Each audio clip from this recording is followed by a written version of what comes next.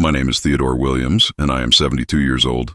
The day I buried my wife of 48 years, my only son looked me in the eye, called me incompetent, and threw me out of the very home I had built with my own 2 hands.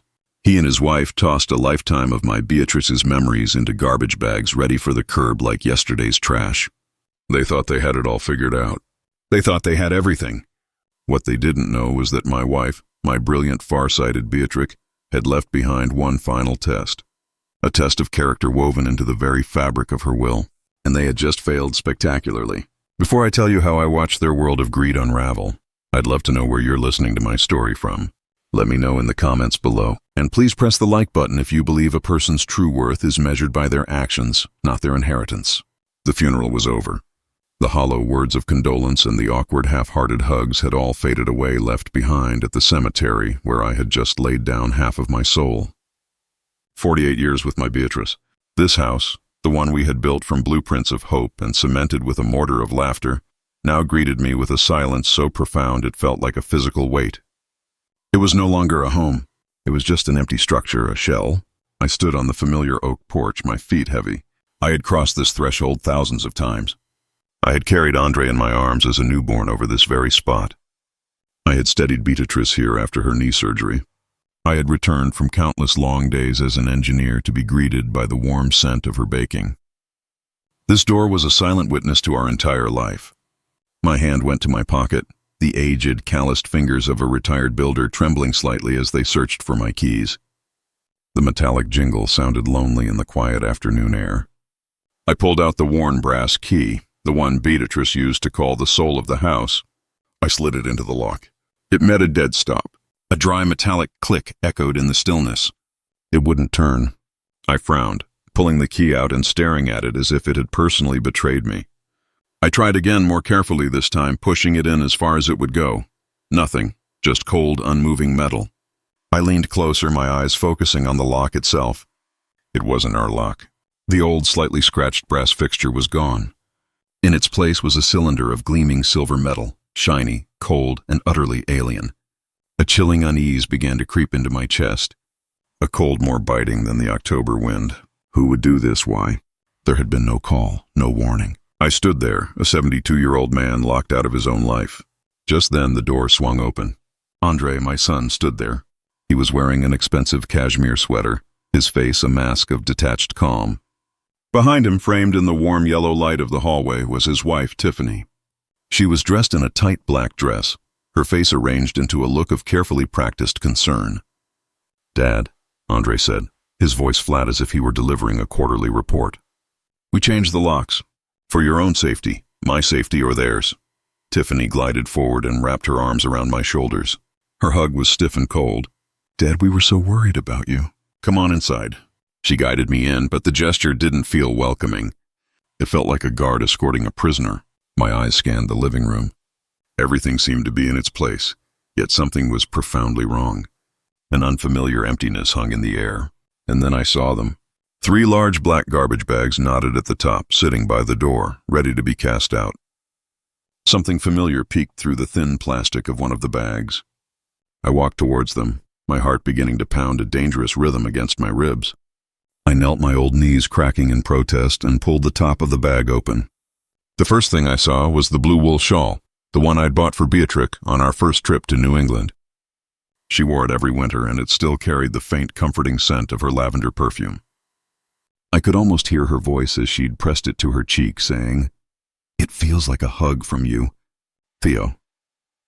Beneath the shawl was the hardcover novel she had been reading, a bookmark still holding her place at page 142. Next were the small silver picture frames we kept on the mantelpiece. The photo of Andre at his college graduation. The photo of Beatrix and me on our wedding day, our smiles so young and full of foolish, beautiful hope.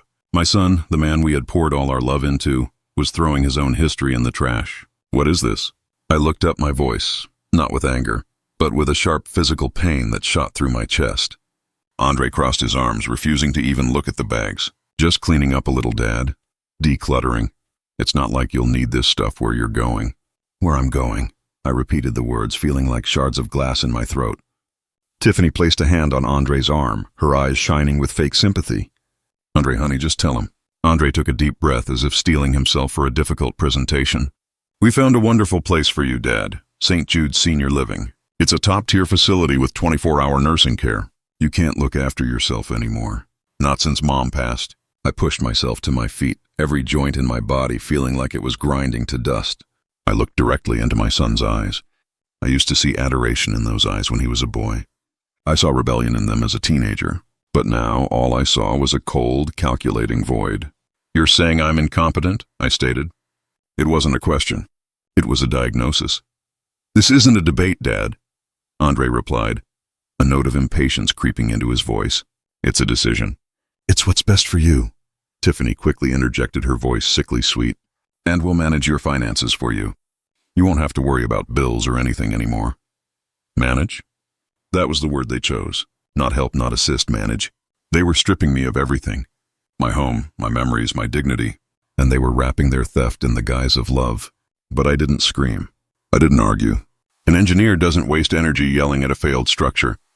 He steps back. He observes. And he identifies its critical weakness. Beatrice always said my silence was my most formidable weapon. Tonight I would sharpen it. I took one last look at the bags of trash. I looked at my son and my daughter-in-law.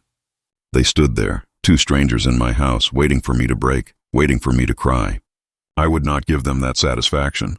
I took a slow, deep breath, straightened the lapels of my suit jacket, and turned towards the door. I said nothing. I didn't look back. I just walked, leaving them in a cloud of what I hoped was surprise and maybe, just maybe, a flicker of confusion. As the door clicked shut behind me, the sound of the new cold lock engaging felt like a declaration of war. The game was on, and they had no idea they had already lost. I did not walk aimlessly. Grief can cloud a man's mind, but it does not make him a fool. I did not go to a sterile hotel or burden an old friend with my sudden homelessness. Instead, I took a cross-town bus to a neighborhood my son Andre wouldn't be caught dead in. It wasn't a bad area, just a quiet, working-class part of the city filled with brick buildings and small family-owned shops. The kind of place Andre, with his German sedan and Italian suits, considered beneath him. I walked to a modest 3-story brownstone and climbed the steps. My hand went to my pocket and retrieved a different key, a single simple key on a plain steel ring. It slid into the lock of apartment 2B with a familiar, satisfying click. The air inside was still and smelled faintly of old books and my Beatrix lemon furniture polish. It was a small one-bedroom apartment, but it was immaculate. A worn, comfortable armchair sat in the corner next to a floor lamp. A small kitchen, clean and orderly, was visible from the entryway. This was not a place of sorrow. This was a sanctuary, and it was mine. Beatrix and I had bought this place 15 years ago. Andre was in his mid-20s then, already chasing the big money, already talking about how the family home wasn't grand enough for the lifestyle he planned to lead. One evening, Beatrice had turned to me, her eyes holding that familiar mix of wisdom and worry. "Theo," she had said, her voice soft but firm, "you spend your life building bridges strong enough to outlast a hurricane. I think our family needs a small bridge too, a place just for us. It wasn't just a financial investment. She called it our escape pod. If the world gets too loud," she'd explain, "or if the house starts to feel less like our home and more like a hotel for other people's ambitions, we'll have our little place, just Theo and B." I had smiled at the time, thinking it was just my wife's charming sentimentality. But now, sitting in the worn armchair that perfectly molded to the shape of my back, I understood. She wasn't being sentimental. She was being a strategist. She had seen the cracks forming in our family's foundation long before I did. She had seen the subtle shift in our son's eyes from love to entitlement. The main house, the one I'd just been exiled from, we had built that for our family, for our son. It was large and impressive, a symbol of success meant to be passed down. But this apartment, this was the place we had secured for ourselves. It was a testament not to our wealth, but to our partnership. I walked over to the closet and opened it. Inside were a few changes of my clothes neatly hung. In a drawer, I found a sealed envelope with a few $1,000s in cash. Another of Beatrix just-in-case plans. Everything was here. Everything I needed. A wave of profound sadness washed over me. A fresh pang of missing her so sharp it took my breath away. I missed her wisdom. I missed her foresight. But as the grief crested, it left something else in its wake. A cold, hard resolve. They had not made me a homeless old man. They had not cast me out into the cold. They had unknowingly forced me into my fortress, a base of operations that my brilliant wife had helped me prepare years in advance. I stood in the quiet warmth of our secret place and felt the weight of the last few hours begin to lift, replaced by the familiar focus of an engineer with a problem to solve. They thought they were playing checkers. They had no idea I was about to play chess. I let the quiet of the apartment settle around me for a few minutes, allowing the turmoil in my mind to calm into a single focused point. Emotion was a luxury I couldn't afford right now. What I needed was information and a strategy. I pulled out my old flip phone, a device Andre always made fun of, and scrolled through the contacts until I found the name I was looking for. Evelyn Reed. She had been our lawyer for over 20 years, but she was more than that. She was Beatrix's closest friend, one of the few people in the world who understood the depth of my wife's intelligence. The phone rang only once before she picked up. Her voice was as calm and steady as I remembered. Evelyn Reed. I didn't need to waste time with pleasantries. Evelyn, it's Theo, I said, my voice quiet. It's happened. There was a brief pause on the other end of the line, not of surprise, but of profound, weary sadness. I've been waiting for your call, Theo, she said softly. I am so sorry it had to come to this. Beatrice. She made sure you would be prepared. A shiver went down my spine, but it wasn't from fear. It was a jolt of confirmation. Beatrice had known. She had planned for this. What do I do, Evelyn? I asked.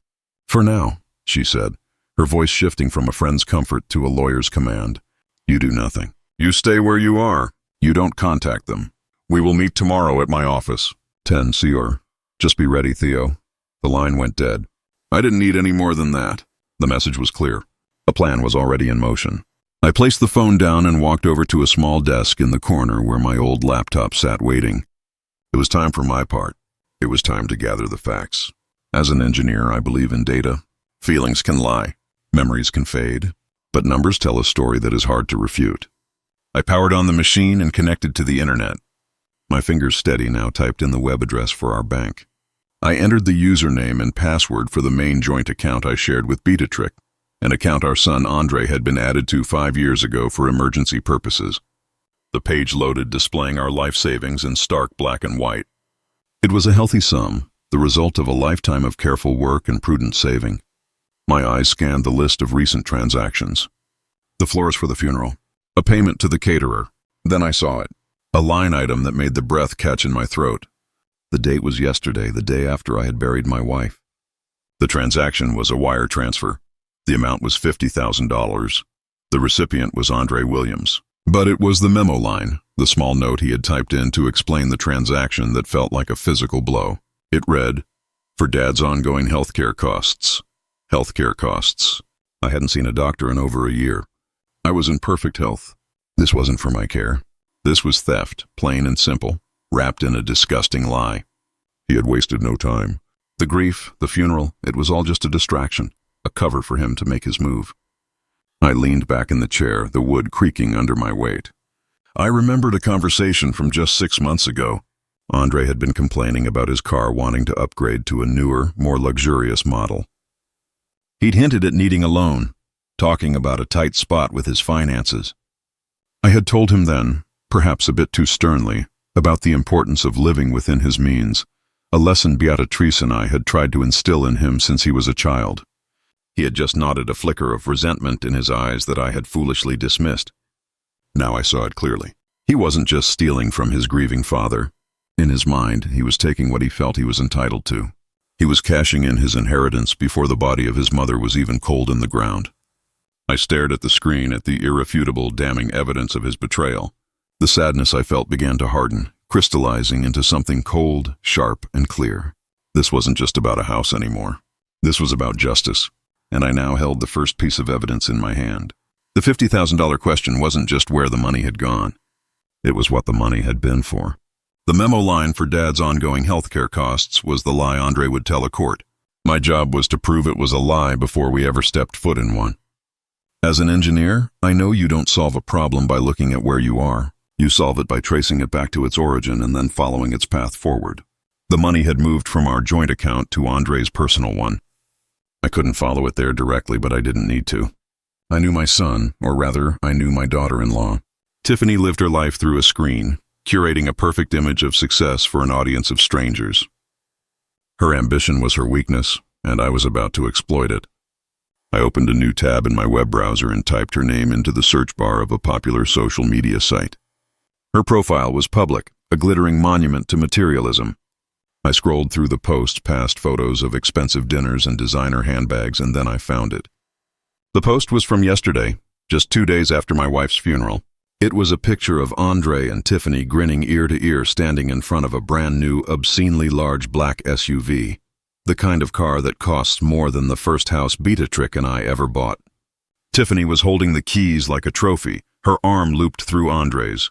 He had a champagne flute in his other hand. The caption below the picture read, "Hard work pays off. Finally got Andre into a proper family car. How it upgraded. How it blessed. Hard work." The phrase tasted like ash in my mouth. I did a quick search for the vehicle's sticker price, just as I suspected. The typical down payment was almost exactly $50,000. The lie was already beginning to unravel. I remembered teaching Andre how to drive in our old beat-up station wagon. He was 16, a bundle of nerves and excitement. I sat in the passenger seat, my hand hovering over the emergency brake, my heart caught somewhere between terror and immense pride. We spent hours in empty parking lots practicing three-point turns and parallel parking. His first car was a 10-year-old sedan I bought for $1,000. We spent a whole month of weekends in the garage together, changing the oil, replacing the spark plugs, fixing the brakes. I wasn't just teaching him about cars. I was trying to teach him about value, about the satisfaction that comes from earning something from caring for it with your own two hands. He had learned the lesson for a time, but looking at that picture at the smug, easy smile on his face, I realized that lesson had long been forgotten, replaced by a much simpler one. Take what you want. I kept scrolling. The evidence was rarely in one place. A few posts further down, I found another gem. It was a screenshot of a booking confirmation. Tiffany had clumsily blacked out the confirmation number, but she'd left everything else visible. First-class tickets to the Bahamas, a 7-night stay at an all-inclusive 5-star resort. The dates were for next week. My son and his wife were planning to grieve for Beatrice on a white sand beach, sipping cocktails paid for with money stolen under the pretense of my failing health. That single image hit me harder than the car. It wasn't just greed. It was a profound, staggering disrespect for his mother's memory. A wave of memories flooded me so vivid it felt like I was drowning. I remembered all the vacations Beatrice and I didn't take. I remembered the year Andre was accepted into that prestigious out-of-state university. We were so proud, but the tuition was astronomical. That same year was our 20th wedding anniversary, and we had been saving for years to take a trip to Italy. I remembered the night we sat at our kitchen table, the travel brochures spread out before us. Beatrice had looked at the pictures of Rome. Then she had looked at Andre's acceptance letter. She slid the brochures to one side. "The Colosseum has been standing for 2,000 years, Theo." She'd said, "It can wait. Andre's future can't." We never did get to Italy. We poured every spare dollar into that degree. We took on extra work, drove our old cars until they rusted, and never regretted it for a second. We thought we were investing in our son's life and his character. We were giving him the foundation we never had. But we were wrong. We weren't building his foundation. We were just funding his appetites. He hadn't seen our sacrifice as a gift. He had seen it as his due. I closed the laptop, the faint hum of the machine seeming loud in the silence. The shock had passed. The hurt was still there, a dull, heavy ache deep in my bones. But a new feeling was now layered over it. A cold, clear certainty. This wasn't a mistake. This wasn't a lapse in judgment brought on by grief. This was a calculated plan, likely years in the making. Andre hadn't just changed. He had been replaced by a stranger who wore his face. A stranger who saw his own father not as family, but as a final asset to be liquidated. I sat there in the quiet apartment, the sanctuary Beatrice had left for me, and I understood my task. I wasn't fighting to get my house back. I was fighting to defend the meaning of the life Beatrice and I had built together. A life of integrity, sacrifice, and love. Values my son had traded away for a shiny new car and a week in the sun. And I would prove with the same methodical precision I used to build bridges that their world was built on a foundation of lies. And I was about to pull out the cornerstone. After documenting the proof of Andre's financial treachery, a profound sense of isolation settled over me. He wasn't just my son. In my mind, he had been my legacy. Now that legacy felt like a ruin. In a moment like this, a man takes stock of what he has left. My thoughts turned from my son to my niece Simone. She was the daughter of Beatrix's younger sister who had passed away far too young. Beatrice and I had stepped in helping Simone through nursing school, making sure she always had a place at our holiday table.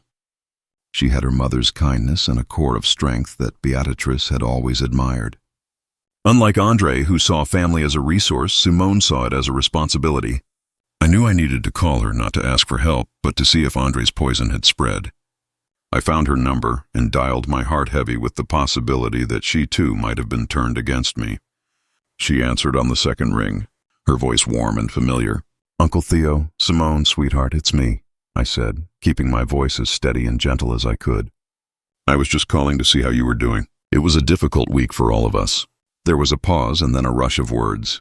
"Uncle Theo, oh, I'm so glad you called. I'm okay, but I've been so worried about you." Her genuine concern was a balm on a wound I didn't realize was so raw.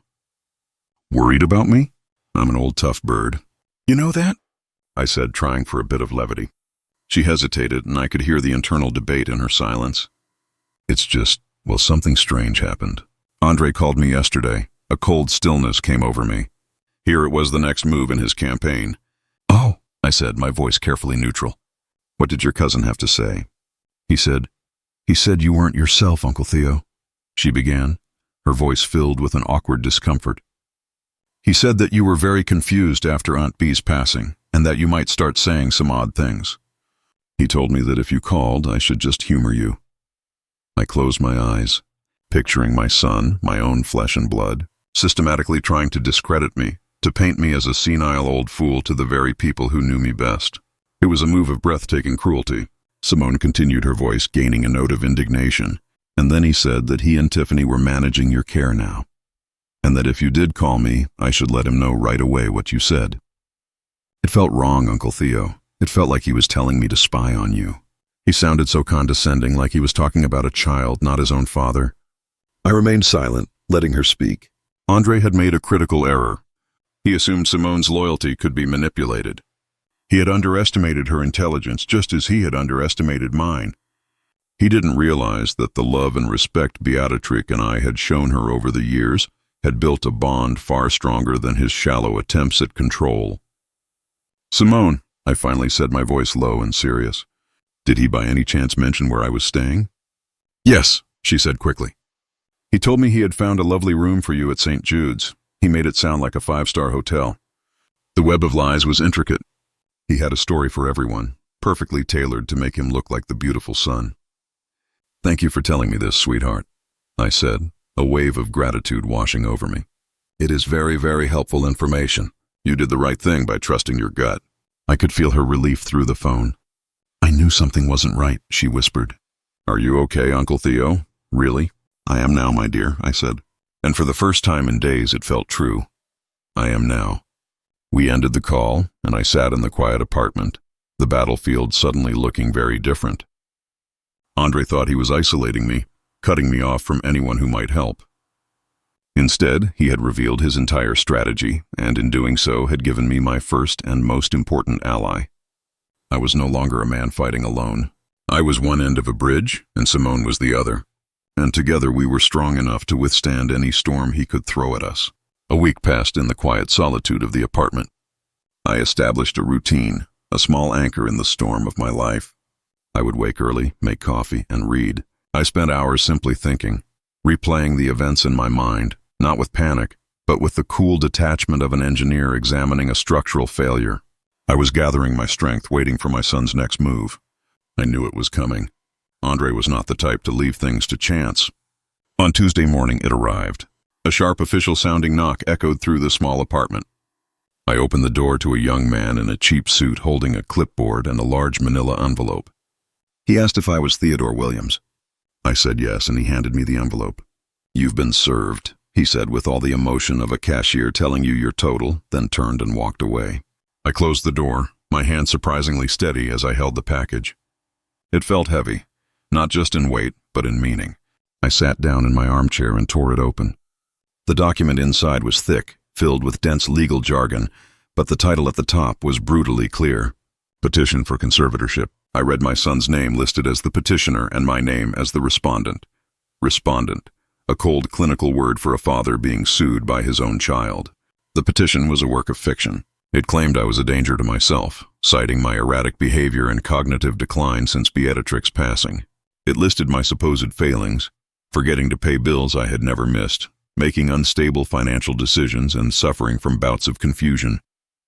Each word was a carefully placed stone intended to build a wall around me and declare me unfit a prisoner in my own life. I thought of all the documents I had signed for Andre over the years. The permission slip for his first school field trip. The cosign on his first car loan. The countless birthday cards always ending with "Love, Dad." And to see his name now in this document, this weapon designed to strip me of my autonomy, felt like the final, most profound betrayal. This was worse than changing the locks. This was an attempt to erase my very identity, to reduce 40 years of responsible fatherhood to a caricature of a helpless old man. The next morning, I was sitting in Evelyn Reed's office. It was a calm, orderly space overlooking the city from the 12th floor. The walls were lined with law books, but on her desk, beside a stack of files, was a silver-framed photo of her and Beatrice laughing together on a sailboat. It was a small reminder of the real reason I was here. I had brought the petition with me, and she had it spread out on her desk. "It's a textbook move, Theo," she said, her voice sharp and focused. "He's painting you as a confused, grieving widower who can't be trusted with his own checkbook. Tiffany will get on the stand and cry, talking about how worried they are. They will try to make this about your health, about their concern. They will make it about anything but what it's really about: money." My first instinct, my gut reaction, was to fight back with everything I had. "We can prove they're lying, Evelyn," I said, leaning forward. "I have the bank records, $50,000. I know they bought a car, a vacation to the Bahamas. We can expose them." Evelyn held up a hand, calm and steady. "No, Theo, we don't, not yet." I stared at her, confused. "Why not? It's the truth." "Because right now," she explained, her eyes locking onto mine, "it's your word against theirs. It becomes a messy family squabble about money. But a liar, Theo, when given enough rope in a courtroom, will always hang himself. We are going to give Andre and Tiffany all the rope they could possibly want." She leaned back in her chair, her strategy unfolding. "At the hearing, you are not going to be angry. You are not going to be defensive. You are going to be exactly what they claim you are, minus the incompetence. You will be a quiet, dignified man mourning his wife. When their lawyer questions you, you will answer his questions simply and honestly. You will not mention the $50,000. You will not mention the car or the vacation, and under no circumstances will you mention anything about Beatrix's will." I must have looked shocked because she smiled faintly. "The will is our ace, Theo. You never ever play your ace until the final hand is dealt. Right now we let them build their case. We let them lie to a judge under oath. Every falsehood they tell becomes a permanent part of the legal record. They are building their own trap brick by brick. Our job is simply to let them." I left her office an hour later, the city seeming brighter than when I had arrived. The sting of the petition was still there, but it was no longer a mortal wound. It was just a piece of paper, a move in a game. I finally understood the rules of engagement. I was not supposed to fight back. I was supposed to endure, to be patient, to let my son's greed and arrogance become the instruments of his own undoing. I had walked in feeling like a defendant. I walked out feeling like a hunter, patiently waiting in a blind of my own making, ready for the prey to walk right into my sights. The courtroom was not what I had expected. There was no polished wood jury box or dramatic gallery. It was a small, sterile hearing room painted a depressing shade of beige. It smelled of stale coffee and bureaucracy. The judge, a woman with tired eyes, looked at the file in front of her with an air of profound boredom. This was just another Tuesday for her, another sad family tearing itself apart. For me, it was the most surreal moment of my life. I sat beside Evelyn, my back straight, my hands resting on my knees. Across the room, Andre and Tiffany sat with their lawyer, a man with a slicked-back haircut and a smile that never quite reached his eyes. Andre looked confident. Tiffany looked sorrowful. It was all a performance, and the curtain was about to rise. Tiffany was the first to take the stand. She was a natural actress. She dabbed at her dry eyes with a tissue as she spoke, her voice trembling with practiced emotion. "I love Theo." She began looking at the judge with a pained expression. "I really do like he's my own father. That's why this is so hard." She went on to describe a man I didn't recognize. A man who was forgetful, confused, a danger to himself. The centerpiece of her testimony was a story about an incident that had never happened. "Last month," she said, her voice dropping to a conspiratorial whisper, "I stopped by the house to bring him some groceries and I smelled gas. I ran into the kitchen and there he was, just standing there, staring out the window. He had turned on the stove to boil water for tea, but had forgotten to light the burner. The whole kitchen was filling with gas. If I hadn't gotten there when I did," she let the sentence hang in the air, her meaning clear. "She was the hero. I was the helpless victim who nearly blew up the house." I sat there perfectly still, my face a mask of calm. I didn't object. I didn't gasp. I simply watched her weave her tapestry of lies. My mind, the mind she was trying to prove was failing, was perfectly clear. I remembered that day. She had stopped by, but it was I who was cooking. I was making Beatrix's favorite beef stew, and the house smelled of rosemary and thyme, not natural gas. She had stayed for 10 minutes complaining about her workload and left. The lie was so audacious, so complete that it was almost impressive. She was counting on the fact that it was her word against that of a grieving old man she was painting as senile. Next, it was Andre's turn. He took a different approach. He was not emotional. He was the picture of a concerned, responsible son, forced to make a difficult but necessary decision. He spoke in a calm, measured tone, using financial jargon to lend weight to his claims. He presented documents to the judge. Not the $50,000 withdrawal, of course. He was smarter than that. He presented a credit card statement showing a late payment of $35 from 2 months ago. He presented a summary of my investment portfolio highlighting a single energy stock I had invested in that had lost $5,000 over the last year. He framed it all as a pattern of decline. "Your Honor," he said, his voice resonating with false sincerity, "this isn't about control. This is about protection. My father worked his entire life to build a comfortable retirement. I can't stand by and watch him lose it all because he's no longer capable of managing it properly. It would be a betrayal of his legacy and a betrayal of my mother's memory." The betrayal of my mother's memory? The hypocrisy was so thick I could taste it. He was using Beatrice as a shield for his greed. Then it was my turn. Andre's lawyer called me to the stand. He circled me like a vulture. His questions designed to trip me up, to make me seem confused or angry. "Mr. Williams," he started, his voice dripping with condescension, "my client has shown that you recently lost $5,000 on a risky energy stock. Is that correct?" I looked at the judge, not at him. "Yes," I said, my voice clear and steady. "That is correct. I made that investment and it did not perform as I had hoped." The lawyer smiled, believing he had me. "So you admit to being a bit of a gambler with your life savings, Mr. Williams, making risky bets." This was the moment Evelyn had prepared me for. This was the opening. I took a slow breath. "Counselor," I said, my voice remaining level, "all investments carry risk. Sometimes you're wrong, as I was with that energy stock." I then turned my gaze from the lawyer and settled it directly on my son. Andre shifted uncomfortably in his chair. "But sometimes you're right. You see, I also made what some would call a risky investment back in 2002. I took a significant portion of my savings and put it into a struggling little computer company, a company called Apple." A flicker of recognition, then panic appeared in Andre's eyes. He knew this story. My son Andre thought I was a fool. I continued, my voice still conversational. He told me I was wasting my money on a fad. He urged me to be more conservative, but I held on. And the profits from that one risky bet paid for his entire 4-year education at a prestigious private university. It paid for the degree that hangs on his office wall, the degree that gave him the career he has today. It paid for the very foundation upon which he now stands to question my financial judgment. I turned my attention back to the judge, who was now leaning forward, her expression no longer bored. "So yes, sir, I make investments. Some I win, some I lose. But I believe my long-term track record of providing for my family, of turning risk into opportunity for their benefit, speaks for itself." I finished speaking, and silence fell over the room. I hadn't raised my voice. I hadn't accused anyone of anything. I had simply provided context. In a few short sentences, I had transformed their narrative. I was no longer an incompetent old man gambling away his savings. I was a prudent, lifelong provider who had made his son's success possible. The lawyer stood there momentarily speechless. Andre's face was a mask of pale, furious humiliation. I had not played their game of lies and hysterics. I had played my own game, the game of truth, and the first cracks in their carefully constructed facade were beginning to show. My statement about the apple stock hung in the air, shifting the gravity in the small beige room. For a moment I saw a flicker of doubt in the judge's eyes as she looked from me to my son.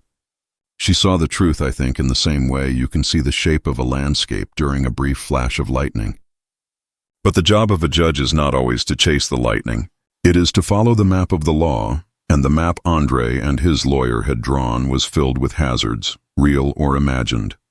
She cleared her throat, her tired expression returning. "Mr. Williams," she said, her voice formal and distant, "your long history of providing for your family is noted. However, the petition before me raises serious concerns about your current well-being, particularly in the wake of your recent and tragic loss." She continued, her words precise and devastating. "Out of an abundance of caution and pending a full psychiatric evaluation to be completed within the next 30 days, I am granting a temporary conservatorship." I felt Evelyn's hand gently rest on my forearm, a silent reminder to remain impassive. The judge outlined the terms. Andre would be granted temporary authority over my medical decisions. My financial assets would be temporarily frozen and placed under the management of a court-appointed neutral fiduciary. I would be required to submit to a full competency hearing in 1 month's time. Each word was a nail being hammered into the structure of my freedom. Even though I knew it was part of Evelyn's strategy, hearing a court of law declare you unfit, even temporarily, is a humiliation that cuts to the bone. I had built bridges that spanned rivers. I had managed multi-million-dollar construction projects. And now I was legally barred from writing a check for my own groceries. But as I felt the sting of that shame, my focus was not on the judge. It was on them. I watched my son and daughter-in-law as the ruling was read. They were careful not to celebrate openly. They maintained their masks of somber concern for the judge to see, but I saw what no one else did. I saw the quick, triumphant glance that passed between them. It lasted no more than a second, but it contained a universe of meaning. It was a look of pure, unadulterated victory, a shared smirk that said, "We did it. He's finished." Tiffany's shoulders relaxed almost imperceptibly. Andre gave a single satisfied nod so small it was almost invisible. They thought they had won.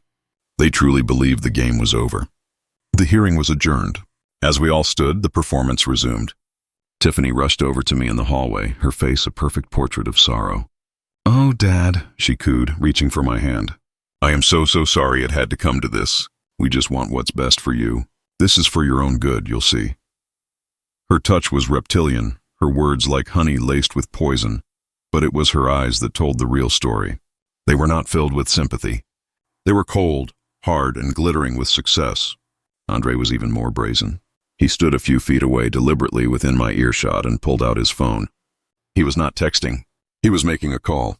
"Yes, hello," he said, his voice loud and authoritative. "My name is Andre Williams. I'm calling in reference to the reservation for my father, Theodore Williams, at St. Jude Senior Living. I just wanted to confirm that the court has approved the move. Yes, the temporary conservatorship was granted.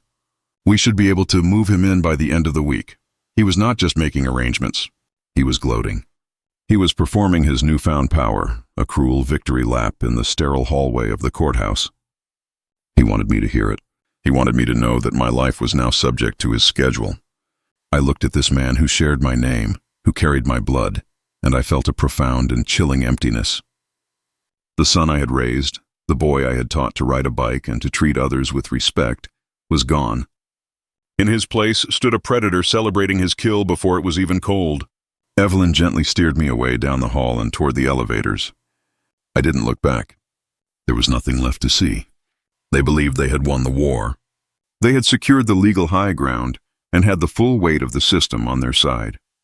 They saw me as a problem that had been solved, an asset that was now under their management. They were so blinded by their victory, so drunk on their own arrogance, that they couldn't see the truth. This wasn't a victory for them. It was a sacrifice for me, a necessary move in a much larger game. They hadn't won. They had just walked deeper into the trap. Their every lie now a permanent part of the record, waiting patiently for the moment when the truth would finally be brought into the light. The 2 days following the court hearing were the longest of my life. I was a man in name only. According to the law, I was a ward of the court, a problem to be managed. Andre called twice a day, his voice, a sickening blend of false cheerfulness and authority, asking if I'd taken my medication, reminding me of the upcoming evaluation, treating me like a child. Each call was a small, deliberate twist of the knife. I answered his questions politely, my voice quiet and steady, playing the part of the defeated man they needed me to be. I felt like an actor in a play I hadn't written, waiting for the final act to begin. On the third day, the signal came. My phone rang and it was Evelyn. Her voice was crisp, all business. "Theo," she said. "It's time. I'm sending out the official notices today." I knew what that meant. The next move was hers. Evelyn explained that as the executive of Beatrix's estate, she was legally obligated to convene all named beneficiaries for a formal reading of the will. It wasn't a request. It was a legal summon. I imagined the scene at my old house. I could picture the courier arriving, handing Tiffany a stiff, important-looking envelope. I could see her tearing it open, her perfectly manicured nails ripping the paper, her expression shifting from curiosity to annoyance. I knew them so well. I could practically hear the conversation that followed.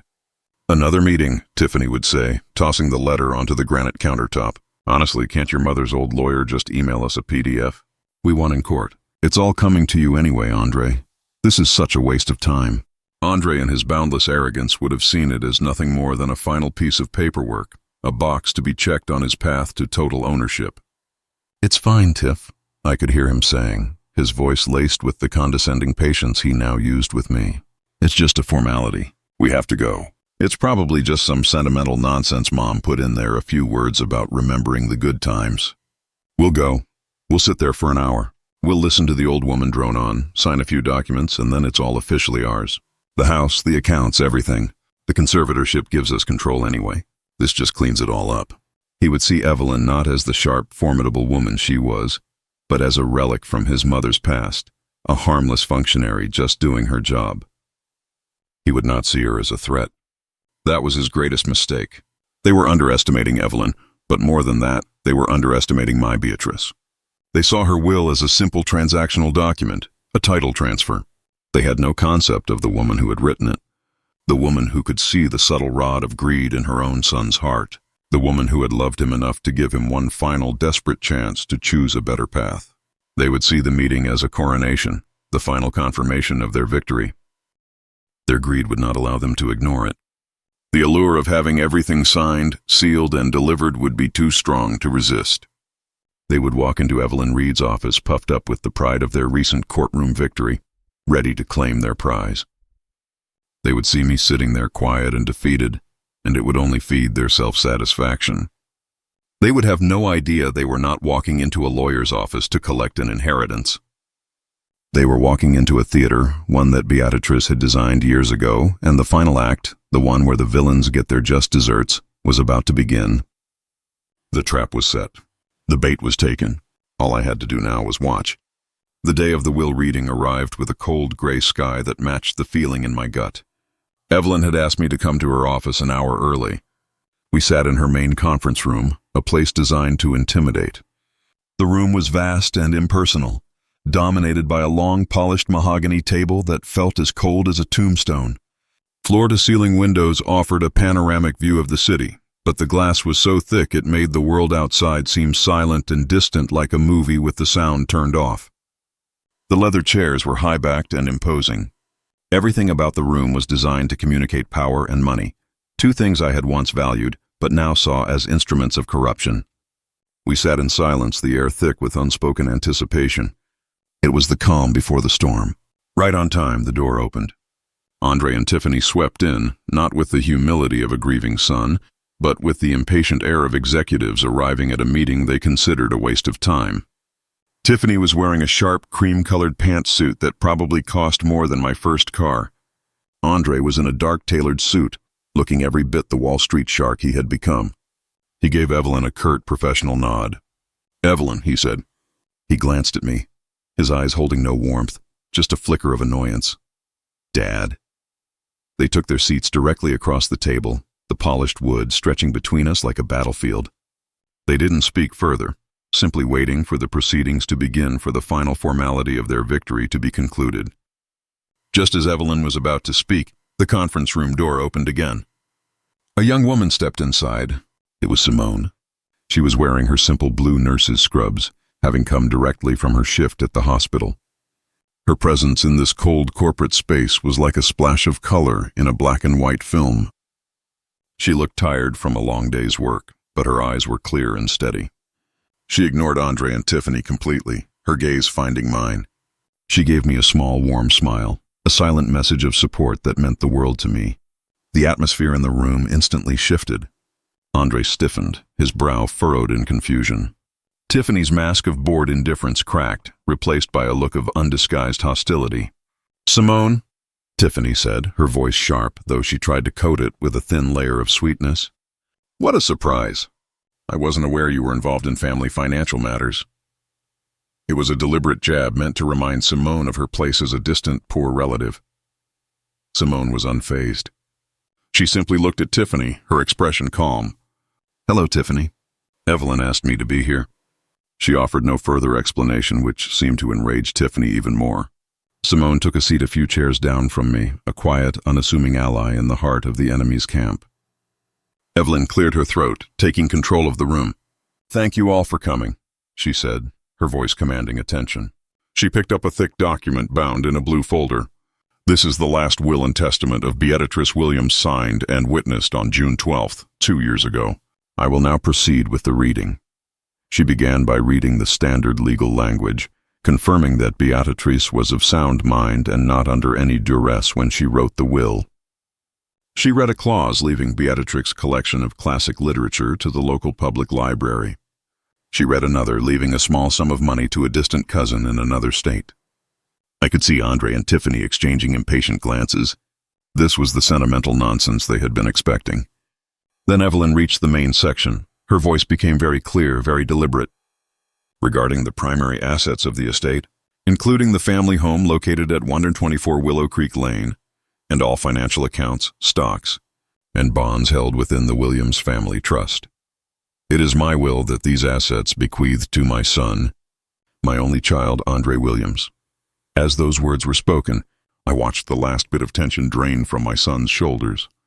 Tiffany's lips curled into a small, self-satisfied smile, and she subtly placed her hand on Andre's arm, a gesture of ownership. Andre sat up straighter in his chair, a look of absolute vindication on his face. He had done it. He had won. He even risked a quick glance in my direction, his eyes filled not with malice, but with something worse. Pity. Pity for the old man he had so thoroughly outmaneuvered. He thought he had heard the end of the story. He thought the rest was just legal boilerplate. He relaxed back into his expensive leather chair, completely at ease, completely unprepared for what was coming next. Evelyn paused, letting the silence hang in the air for a moment. She took a slow, deliberate sip of water from the glass in front of her.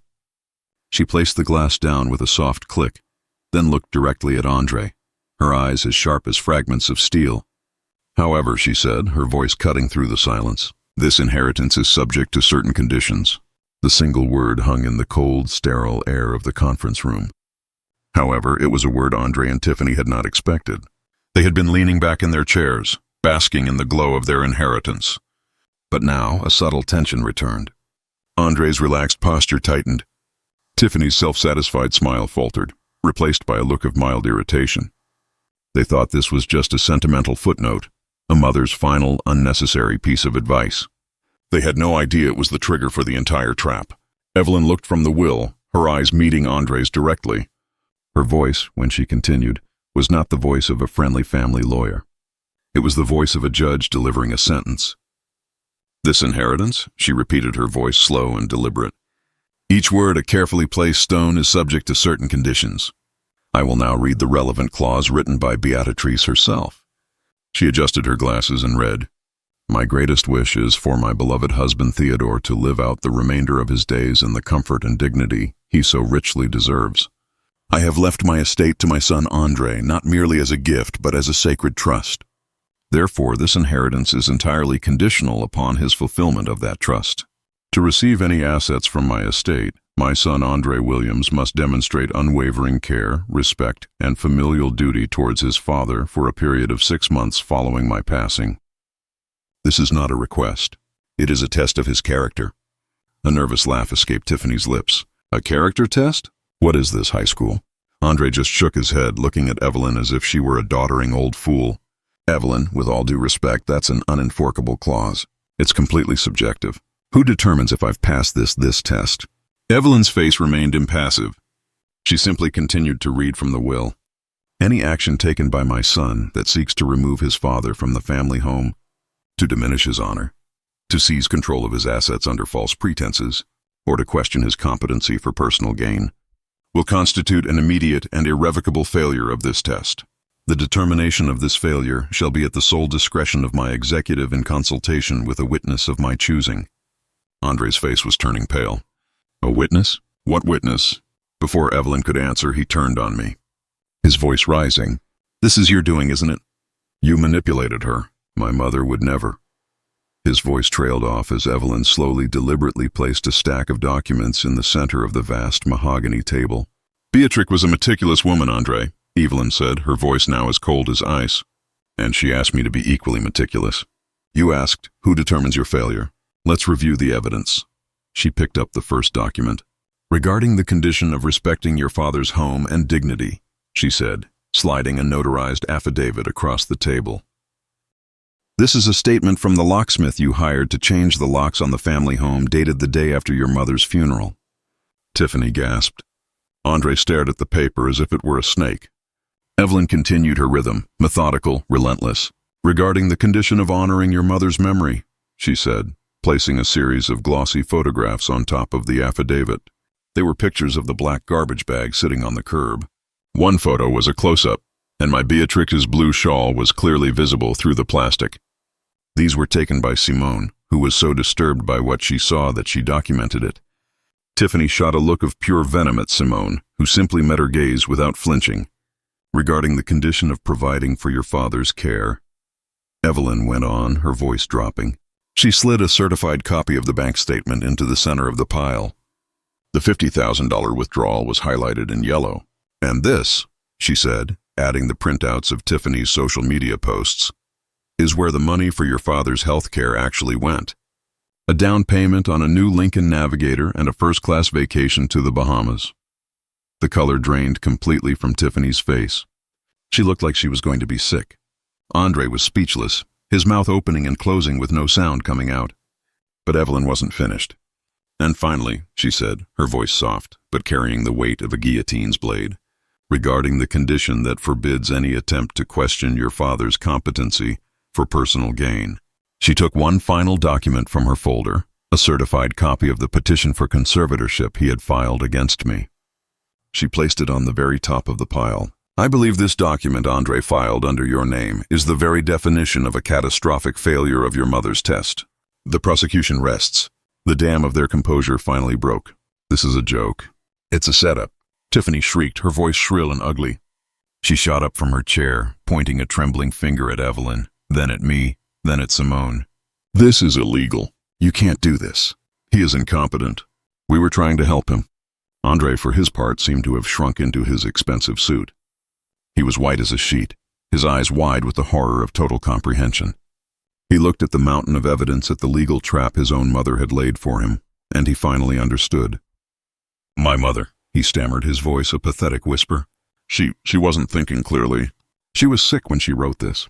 This can't be valid. He was trying to declare his dead mother incompetent to save his own skin. It was his lowest moment. Evelyn let his pathetic words hang in the air for a moment before delivering the final crushing blow. On the contrary, Andre, your mother was never more clear in her life. She turned to the last page of the will, which brings me to the final clause. In the event of Andre Williams' failure to meet the conditions of this test, it is my will that all primary assets of the estate, including the family home and the entirety of the Williams family trust, shall bypass him completely. Evelyn paused, looking at each of them in turn, letting the weight of their failure settle upon them. Then she finished, and shall be transferred in their entirety to the secondary beneficiary, my beloved niece, Simone Williams, who has always shown the kindness, empathy, and integrity I had so hoped to see in my own son. The silence that followed was absolute. It was the silence of a world ending. Then came the sound. A raw, guttural sob tore from Tiffany's throat. It was not a sound of grief. It was the sound of a dream of wealth and status, dying a violent death. She collapsed back into her chair, her face a grotesque mask of rage and despair. Andre just sat there utterly broken. He stared at the documents on the table, the evidence of his own greed, the tools of his own destruction. He looked like a man who had been struck by lightning. I looked at my son, the boy I had raised, now a hollowed-out man, destroyed by his own choices, and I felt no triumph, only a profound, aching sadness. And in that same moment, I felt a wave of love and gratitude for my Beatrice, the brilliant, loving woman who had reached from beyond the grave to protect the man she loved. The test was over, and justice in its own sad and terrible way had been served. The chaotic aftermath of Evelyn's revelation was immediate and ugly. Tiffany's shock curdled into pure undiluted rage. "No!" she shrieked, her voice cracking the tomb-like silence of the room. She lunged forward, her manicured nails pointing accusingly at Evelyn. "You can't do this. This is a trick." She was a sick old woman. "And you people!" she spat, her wild eyes darting from Evelyn to me, then finally landing on Simone with burning hatred. "You poisoned her mind against her own son." Andre, meanwhile, was a broken man. The fight had completely drained out of him. He just stared at the pile of documents, the physical evidence of his downfall, and mumbled, No, Mom wouldn't. She loved me." He looked up at Evelyn, his eyes pleading, desperate for a lifeline. "This has to be a mistake, Evelyn. There has to be a way to contest this. The temporary conservatorship. The court agreed he wasn't competent. That has to count for something, right?" He was grasping at straws, but Evelyn Reed was a woman who dealt in pillars of granite. She didn't raise her voice. She didn't need to. Her words were the final hammer blows, shattering their last desperate hopes. "Contested on what grounds, Andre?" she asked, her voice calm and lethally precise. "That your mother accurately predicted your behavior. The will is ironclad. It was reviewed by 2 independent psychiatrists at the time of its signing to ensure there could be no question of her competency. Your mother was a brilliant woman, and she was always 2 steps ahead." She then turned her gaze to Tiffany, whose tirade had dissolved into choked sobs. "As for you, Mrs. Williams, I would advise you to be very careful about making baseless accusations of undue influence. Every action taken was documented legally sound and executed according to Mrs. Williams' explicit written instructions." Evelyn then delivered the final, inescapable truth. "The temporary conservatorship, Andre, is now your biggest liability. By filing it, you legally entered into the court record under oath that you believed your father was incompetent for the purpose of controlling his assets. You did the one thing the will expressly forbade. You not only failed the test, you provided sworn legal testimony of your failure. It's over." With that, she closed the blue folder containing the will. The soft click of the cover echoed in the room like a cell door slamming shut. It was a sound of absolute finality. All their schemes, all their lies, all their greed had led them to this single irrevocable moment of ruin. Their world had not just collapsed. It had been dismantled piece by the very woman they thought they had silenced forever.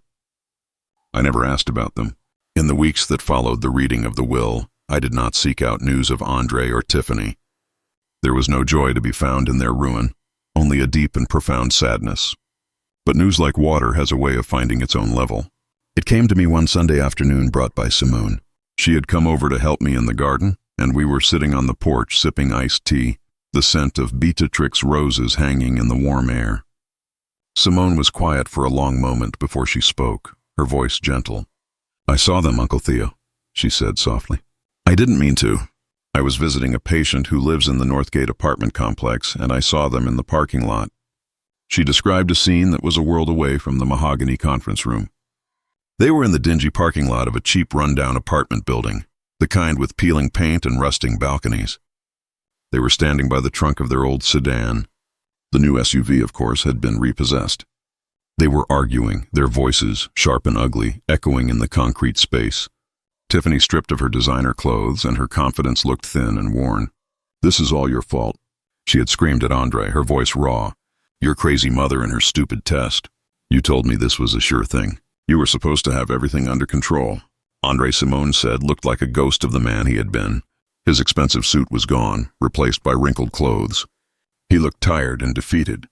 "My fault," he had yelled back, his voice cracking with desperation. "You were the one who couldn't wait to spend the money." "We need a bigger house, Andre. We deserve that new car, Andre.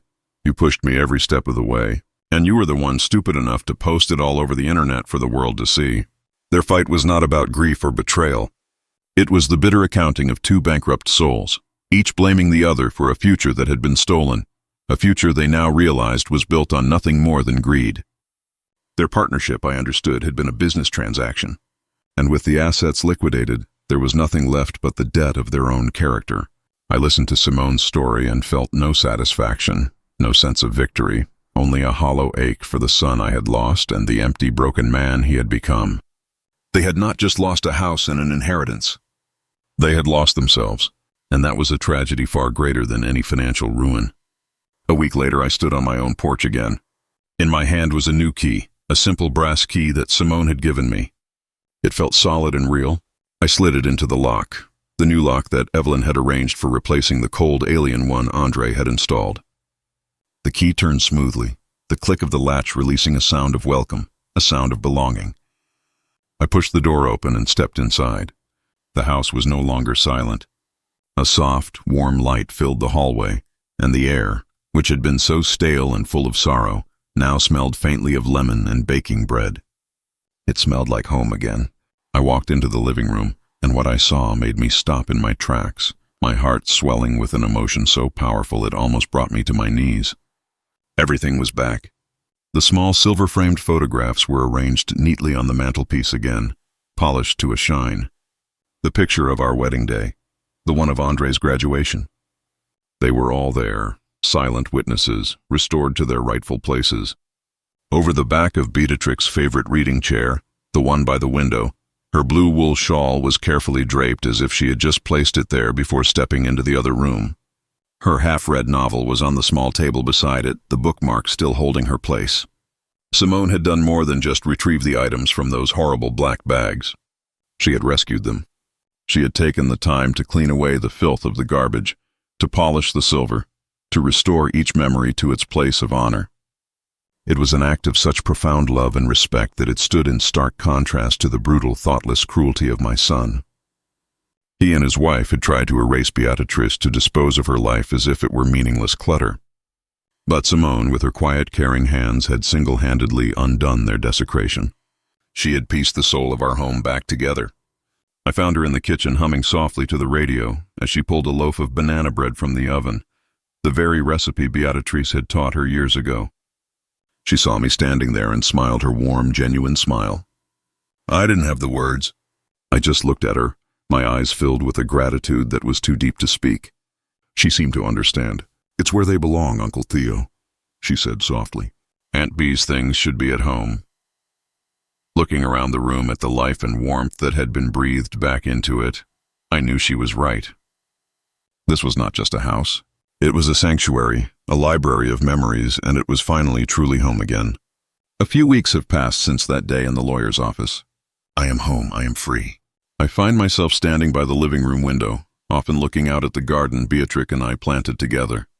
The roses are in full bloom. For a long time I thought a man's legacy was the wealth and property he passed down a foundation for the next generation.